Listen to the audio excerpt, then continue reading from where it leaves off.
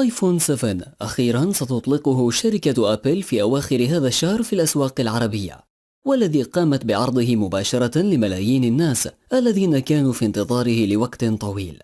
خلال العرض الذي قدمته الشركة أوضحت أن هاتفي آيفون 7 و7 بلس سيكونان طفرة نوعية في الهواتف الذكية، وأوضحت الشركة أن هاتفها الجديد سيجيب على كل انتظارات محبي الآيفون. لكن وخلال العرض المباشر انفجرت مواقع التواصل الاجتماعي بالانتقادات لهذا الهاتف الجديد لعدة مشاكل وعن عدم استجابته لانتظاراتهم. اليوم سنقدم لكم أكبر 5 مشاكل في هاتف آيفون 7. استغنوا عن تقنية الشحن اللاسلكي والشحن السريع. هذه التقنية استعملتها كل الهواتف الذكية المتطورة وكانت موجودة في هاتف آيفون 6، وهذا ما يجعل آيفون 7 أبطأ من حيث الشحن من عدة هواتف أخرى كسامسونج وإل جي. هذه الخطوة اعتبرها العديد من الصحفيين والخبراء تراجعا تقنيا لهواتف آيفون وضربة للتقدم التكنولوجي. شاشة آيفون 7 بدقة 720p. في الوقت الذي تحاول كل الشركات التطوير من شاشات هواتفها، وفي الوقت الذي أطلقت سوني هاتف زد 5 بدقة 4K، أخرجت أبل هاتفا بدقة 720p، والذي يبدو أن العديد من الشركات قد تخلت عنه منذ زمن أو جعلته آخر اختيار في هواتفها. التخلي عن منفذ USB Type-C.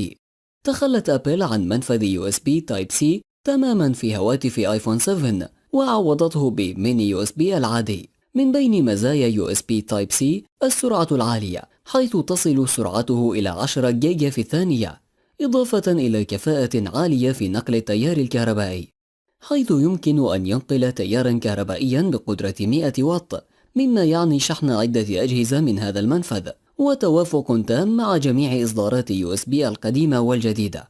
التراجع عن هذه التقنية تجعل شركة أبل وسط اتهامات بالتقشف وخفض التكلفة مع الاحتفاظ بالسعر المرتفع جدا.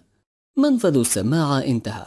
منفذ السماعة 3.5 ملم موجود في الأجهزة السماعية منذ القرن التاسع عشر، وهو يعد عنصرا أساسيا في جميع الأجهزة، ومنذ إطلاق ووكمان في سنوات الثمانينيات وهو منتشر بشكل كبير عند كل محبي الأجهزة السمعية، فقد استمر مع أجهزة آيبود وكل الهواتف النقالة وكل منتجات أبل، إلى أن قررت هذه الأخيرة التخلي عن هذا المنفذ وتعويضه بسماعات بلوتوث يمكن أن تضيع منك بسرعة، أو باستعمال توصيلة تربط بين السماعة ومنفذ الشحن، وهو ما لم يعجب الكثير من محبي أبل. ولا تقنية جديدة.